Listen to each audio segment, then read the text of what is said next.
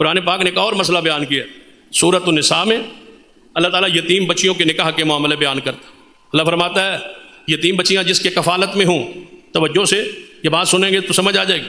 یتیم بچیاں جس کی کفالت میں ہوں، باپ فوت ہو گیا، بچی یتیم رہ گئی، وہ جس کی کفالت میں ہو. تو عرب میں رواج تھا کہ یتیم بچیوں کی کفالت باپ کے مرنے کے بعد چاچا یا اس کا رشتہ دار لے لیتا. پھر اگر وہ بچی حسین ہوتی اور بچی مالدار ہوتی تو مال بھی اس کے قبضے میں ہوتا، تو وہ چاہتا کہ اس سے نکاح کر لے. اور حق مار کی ضرورت نہیں، حق مار دیتا نہیں تھا کیونکہ یتیم ہے، اس کا مال زیادہ ہے، حسین بھی ہے، اس کو نکاح کر لیتا ہوں، مال بھی بچ جائے گا، میرے پاس آ جائے گا. قرآن نے کہا یتیم بچیوں کے ساتھ ایسا نہ کرو، آزاد عورتوں سے نکاح کرو، 2 کر لو، 3 کر لو، 4 کر لو، یتیم بچیوں پہ ظلم نہ کرو، زیادتی نہ کرو.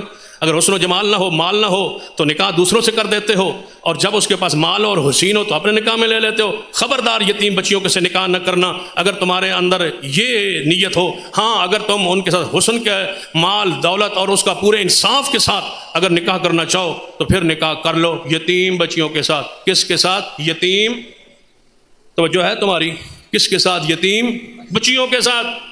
یتیم بچوں کے ساتھ نکاح کر لو جب تم انصاف پوری طرح کر سکو، پورا حکمار باندھو تو یتیم بچی سے نکاح کر لو. اب یتیم بچی کون ہوتی؟ یتیم کسے کہا جاتا ہے؟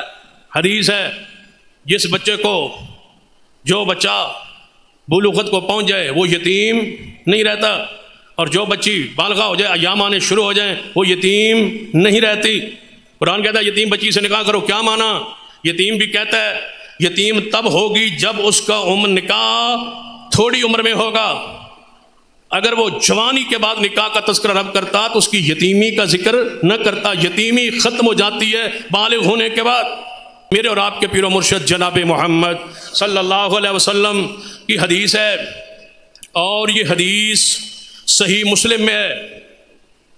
پہلے حدیث بخاری کی تھی، اب حدیث صحیح مسلم میں.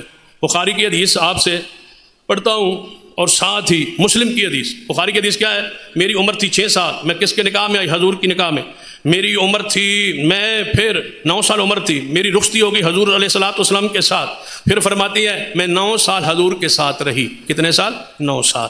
اب دوسری حدیث ہے صحیح مسلم میں، امی عائشہ فرماتی ہے میری عمر تھی 6 سال، میں حضور کے نکاح میں آئی، میری عمر تھی 9 سال، میری رخصتی ہوئی، اور جب میری رخصتی ہوئی نا، رخصتی کے ساتھ ساتھ میں اپنے کھلونے بھی ساتھ لائی. مسلم حدیث ہے. باتیں میں ساتھ اپنے کھلونے جس سے کھیلتی تھی نا، وہ کھلونے میں بھی ساتھ لائی. اب بتائیں عمر کتنی ہوگی؟ کھلونوں کا ذکر کیوں کیا؟ صرف اشرا نہیں رہ گیا حضرت، یہاں تو کھلونوں کا تذکرہ بھی آ گیا ہے. فرماتی ہیں میں کھلونے ساتھ لائی اور حضور کے ساتھ میں رہی 9 سال. ہجرت مبارکہ کے وقت، ہجرت کے وقت سیدہ عائشہ رضی اللہ تعالیٰ عنہ، آپ کی بڑی بہن حضرت اسماء کی عمر 27 سال تھی، اور یہ حضرت عائشہ سے 10 سال بڑی تھی. آپ خود اندازہ لگا لیں حضرت عائشہ کی عمر ہجرت کے وقت کتنی بنی. 10 سال نکال دیں، 17 سال سیدہ عائشہ صدیقہ رضی اللہ تعالیٰ عنہ کی عمر مبارک ہجرت کے وقت بنتی کہ بوقت ہجرت سیدہ عائشہ رضی اللہ تعالیٰ عنہ کی عمر مبارک 17 سال تھی، اور ہجرت کے 2 سال دوسرے سال اگر آپ کی رخصتی مانی جائے تو اس لحاظ سے سیدہ عائشہ صدیقہ رضی اللہ عنہا کی عمر مبارک 19 سال بنتی ہے. اس بات کے اوپر تمام ائمہ، محدثین، مورخین کا اجماع اور اتفاق ہے. 2 ہجری میں حضرت عائشہ کے ساتھ شادی ہوئی. کس ہجری میں؟ حضرت عائشہ کی عمر 9 سال تھی بقول تمہارے، 9 سال.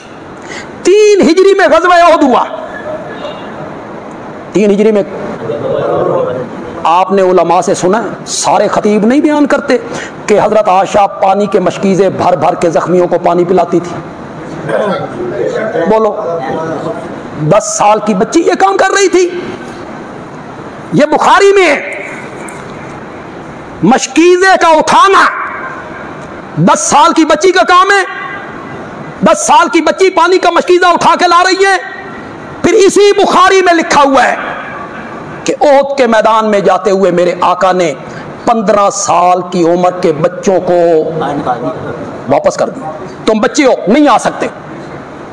15 سال کے بچوں کو نہیں لے جا رہے ہیں، 10 سال کی بچی کو لے جا رہے ہیں. تمہاری عقل کہاں گھاس چرنے چلی گئی؟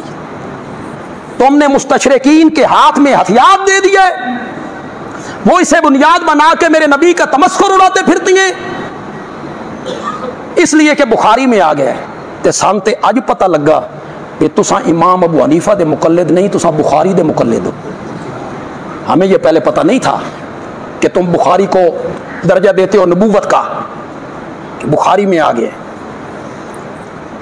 کیوں بھائی یہ اوت کے. اچھا ایک اور بات بتاؤ، بدر کے میدان میں اسلام کا جھنڈا جو لہرایا گیا تھا وہ دوپٹہ کس کا تھا؟ بولو.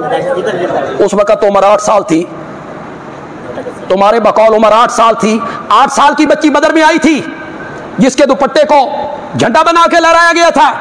اود میں وہی عائشہ زخمیوں کو پانی پلا رہی تھی.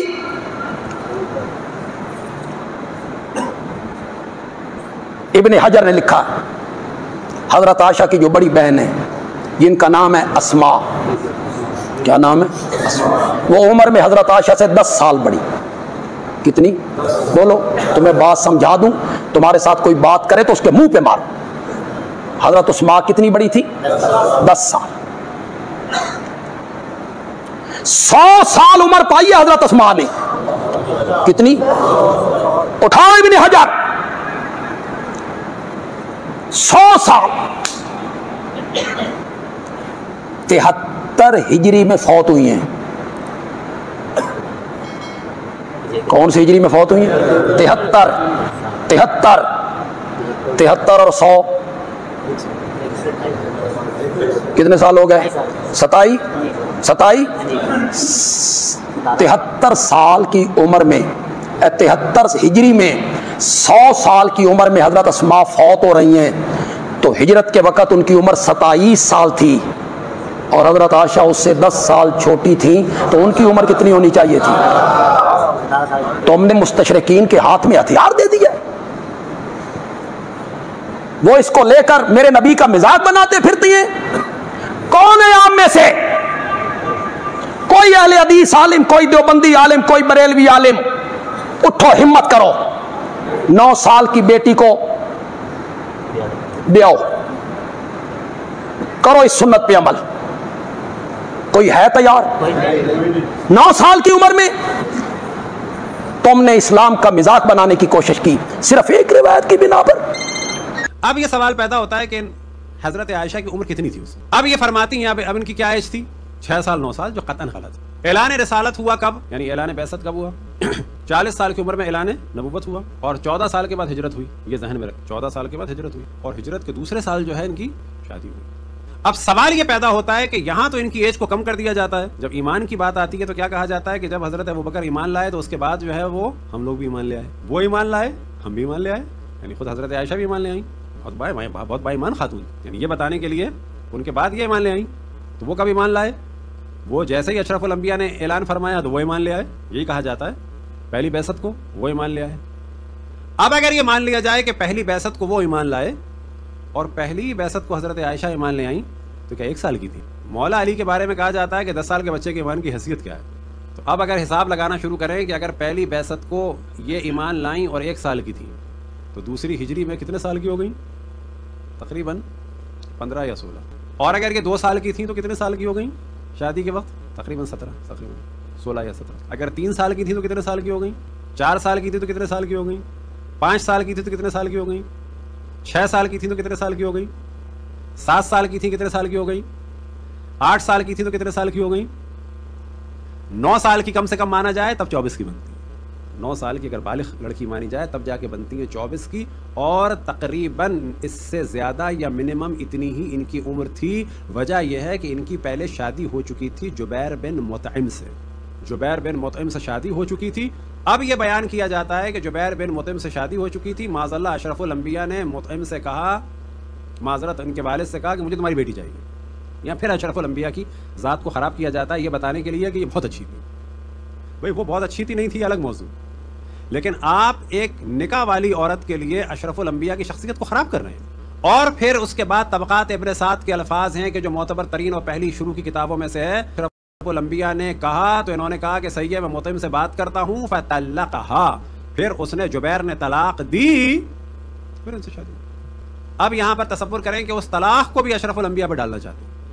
اب یہ بات ممکن ہے آپ میں سے بعض کو سخت لگی ہو اور بعد میں ہم آپ کو بعض یہ کلپس وغیرہ دکھا دیں گے کہ جو علماء اہل سنت کے ہیں اور وہ اس سے زیادہ سخت باتیں کر رہے ہیں.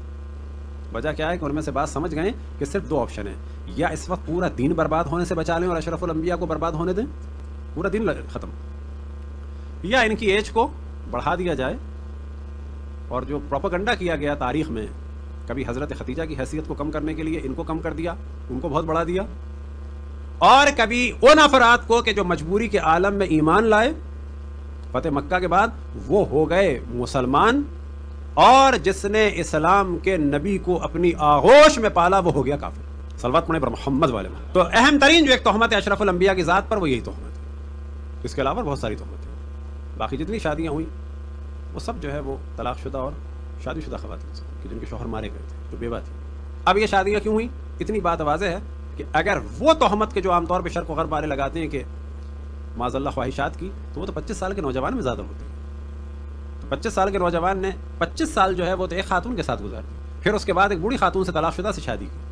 بعد میں جتنی شادیاں ہوئیں وہ در حقیقت وہ جو ٹرائبل نظام تھا، اس نظام کی خصوصیت یہ تھی کہ جب ایک قبیلے سے شادی ہو جائے تو جتنے اس قبیلے کے طرفدار ہیں وہاں سے شر رک جاتا تھا کہ ہمارا تعلق ان 25 قبیلوں سے، ان 25 قبیلوں کی جہاں جہاں شادیاں ہوئی ہیں ان کے خلاف ہم سازش نہیں کریں گے. ٹرائبل نظام کو اگر سمجھنا ہے تو شادیاں کلیئر ہو جائیں گی. لہٰذا ایک جانب شر کو بچانا تھا، دوسری جانب شادیوں کے ذریعے سے کیا ہوا کہ لوگوں کے دل نرم ہوئے. وجہ یہ تھی کہ وہ ٹرائبل سسٹم کی خصوصیت یہی تھی کہ جب یہ سب کچھ ہو جائے دل نرم ہو جاتے تھے. اور یہی ٹرائبل سلسلہ بعد میں سبب بنا کہ مولا امیر المومنین نے کیونکہ جنگیں کی تھی بہت ساری، لہٰذا وہ جو ایک قبیلے کی عصبیت تھی، تعصب تھا، وہ سبب بنا کہ ایک بڑی تعداد دوبارہ مولا امیر المومنین کے خلاف ہو گئی تھی. اور یہی چیز سبب بنی کہ غدیر کا انکار بھی کیا، کیونکہ بالآخر معاشرہ تھا.